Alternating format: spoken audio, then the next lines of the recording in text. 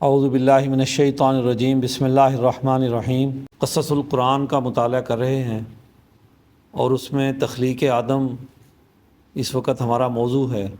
سوال یہ ہے کہ ابلیس نے انسان کو سجدہ کرنے سے انکار کیوں کیا؟ اللہ تعالیٰ نے پوچھا، قال ما منعک الا تسجد اذ امرتک قال انا خیر منہ خلقتنی من نار وخلقتہ من طین قال فاہبط منها فما یکون لک ان تتکبر فیہا فاخرج انک من الصاغرین قال انظرنی الی یوم یبعثون قال انک من المنظرین قال فبما اغویتنی لأقعدن لهم صراطک المستقیم ثم لآتینہم من بین ایدیہم ومن خلفہم وعن ایمانہم وعن شمائلہم ولا تجد اکثرہم شاکرین قال اخرج منها مذءوما مدحورا لمن تبعک منہم لأملأن جہنم منکم اجمعین۔ صدق اللہ العظیم۔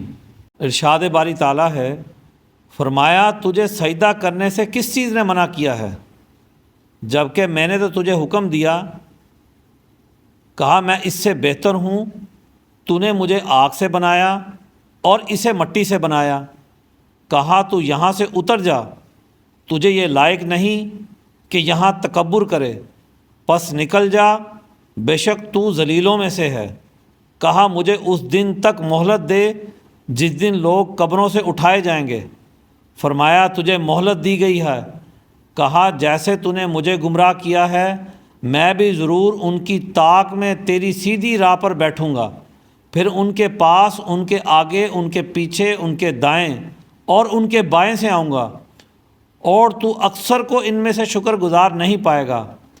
فرمایا یہاں سے ذلیل خوار ہو کر نکل جا، اور جو شخص ان سے تیرا کہا مانے گا میں تم سب کو جہنم میں بھر دوں گا۔ یہاں پر شیطان سے پوچھا گیا کہ تمہیں کس چیز نے سجدہ کرنے سے منع کیا تھا؟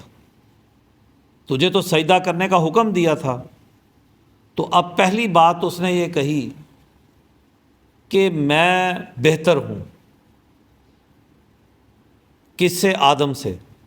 بہتری کی وجہ کیا ہے کہ آدم تو مٹی سے بنا ہے اور میں آگ سے بنا ہوں، کہ اللہ نے مجھے آگ سے بنایا اور آدم کو تو مٹی سے بنایا ہے۔ اب یہاں پر اس نے یہ نہیں سوچا کہ مجھے بھی اور آدم کو بھی، یعنی شیطان ابلیس کو بھی اور حضرت آدم کو بھی اللہ تعالیٰ نے تخلیق کیا ہے، تو یہ دونوں تخلیق ہی تو ہیں۔ تو جب دونوں تخلیق ہیں تو مخلوق کو تو اپنے خالق کی بات ماننی ہے،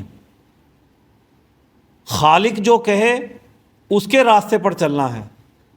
کوئی یہ کہے کہ میں فلاں سے بہتر ہوں، تو اب یہاں پر تو شیطان نے آدم سے کہا کہ میں بہتر ہوں، اور پھر اس بنیاد پر اللہ کے حکم کا انکار کر دیا، اور پھر اس کے انکار کو، یعنی جو حکم کا انکار کرے، جو خالق کے قانون کو نہ مانے، تو وہ تکبر کرنے والا ہے۔ اور یہاں تکبر کرنے والے کے بارے میں کہا کہ وہ تو ذلیل اور رسوا ہونے والا ہے۔ اب آپ تھوڑا سا غور کیجئے کہ یہ جو انسان کرتے ہیں یہ تو شیطان کا اور آدم کا معاملہ تھا۔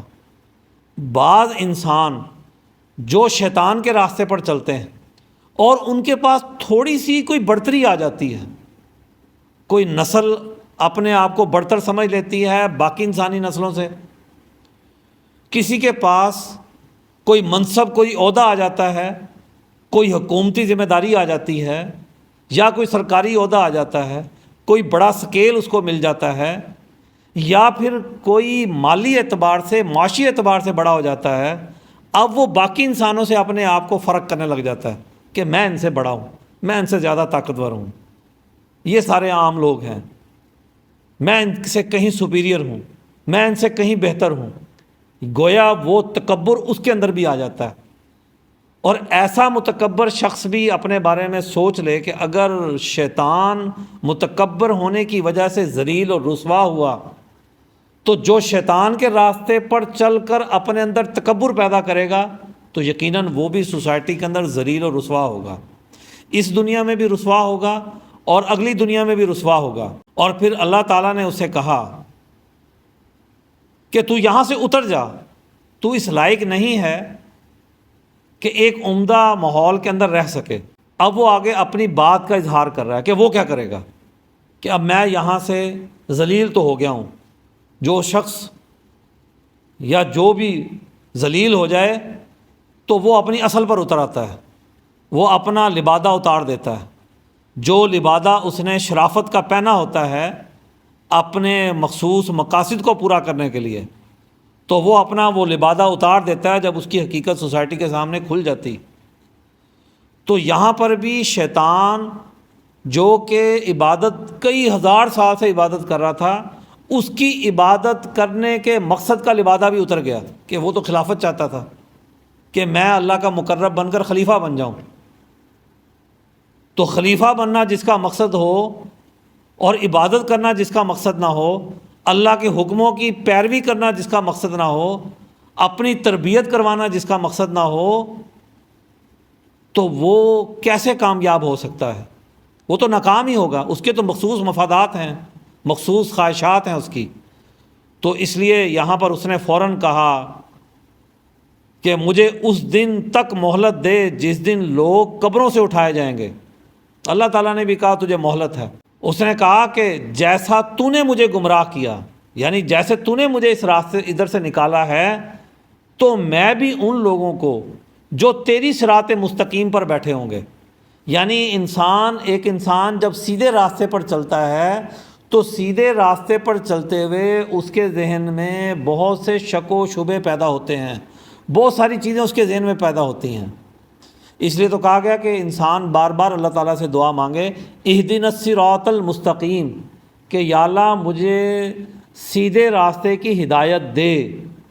اس لیے سورہ فاتحہ میں یہ دعا سکھلائی گئی، اور ہر رکعت میں، نماز کی ہر رکعت میں یہ دعا پڑھی جاتی ہے۔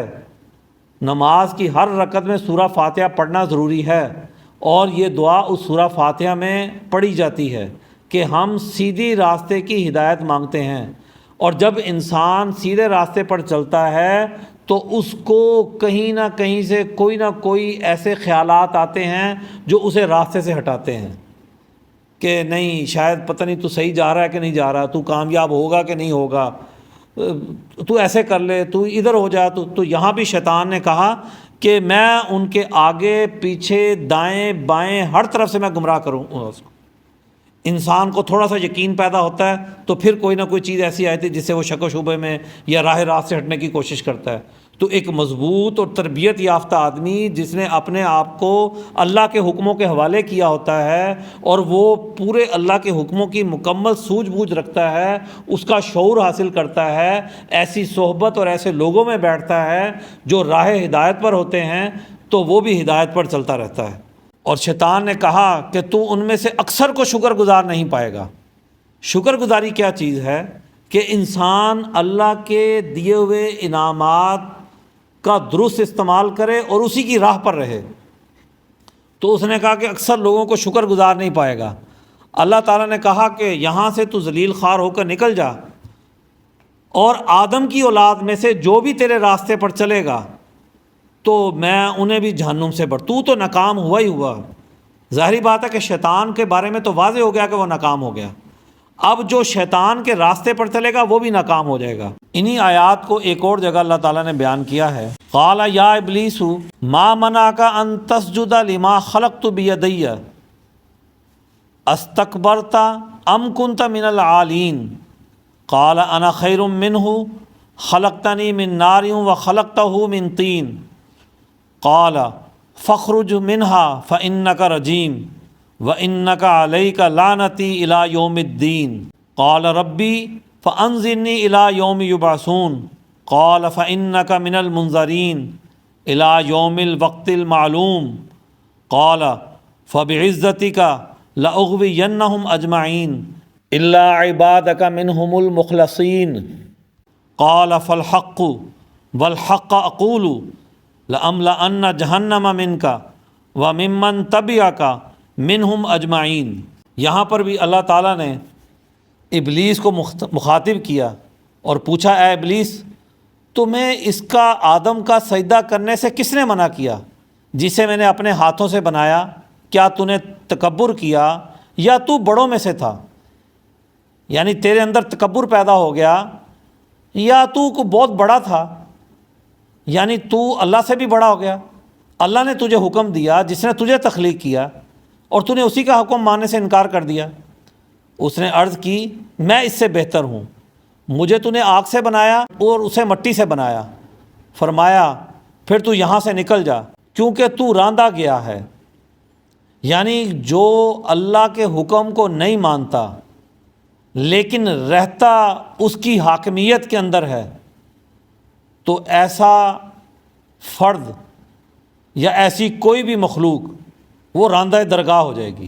وَإِنَّ عَلَيْكَ لَعْنَتِي إِلَىٰ يَوْمِ الدِّينِ، اور اللہ تعالیٰ نے کہا کہ تجھ پر قیامت تک میری لعنت ہے۔ تو شیطان نے کہا، اے میرے رب، پھر مجھے مردوں کے زندہ ہونے تک مہلت دے۔ فرمایا پس تمہیں مہلت ہے وقت معین کے دن تک۔ عرض کی، تیرے عزت کی قسم میں ان سب کو گمراہ کروں گا مگر ان میں جو تیرے خالص بندے ہوں گے۔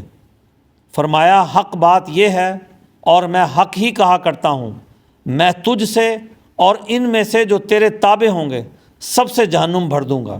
اب یہاں پر ایک بات کا جائزہ لیجئے کہ شیطان اللہ تعالیٰ کا تو اقرار کر رہا ہے، اللہ کو تو مانتا ہے، اور وہاں پر اللہ کی عزت کی قسم بھی کھاتا ہے، فبعزتی کا، اور عزت کی قسم کھا کر کہتا ہے کہ میں ان سب کو گمراہ کروں گا جو تیرے راستے پر چلیں گے۔ البتہ میں ان لوگوں کے معاملے میں کامیاب نہیں ہوں گا جو تیرے مخلص لوگ ہوں گے۔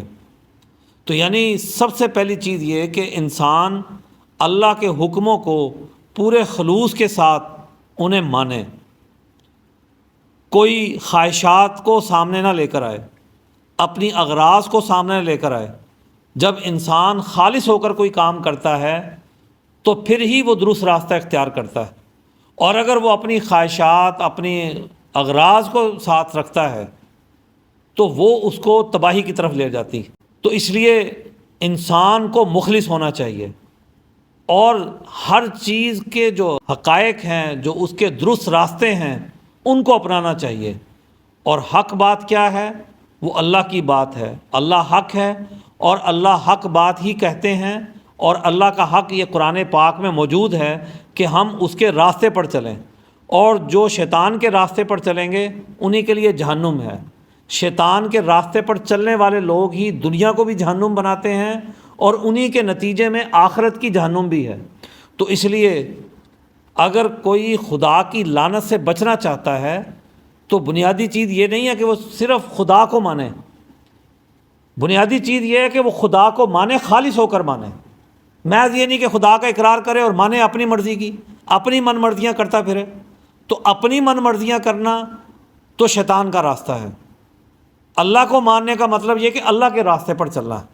تو اللہ تعالیٰ سے دعا ہے کہ وہ ہمیں شیطان کی چالوں کو سمجھنے کی توفیق عطا کریں، اور ہمیں صراط مستقیم پر آنے والی جو رکاوٹیں ہیں ان کا شعور عطا کریں، تاکہ ہم سیدھی راہ پر چلیں اور اس سوسائٹی کو شیطان کے راستے سے ہٹا کر اللہ کے راستے کی ایک پرامن سوسائٹی بنائیں۔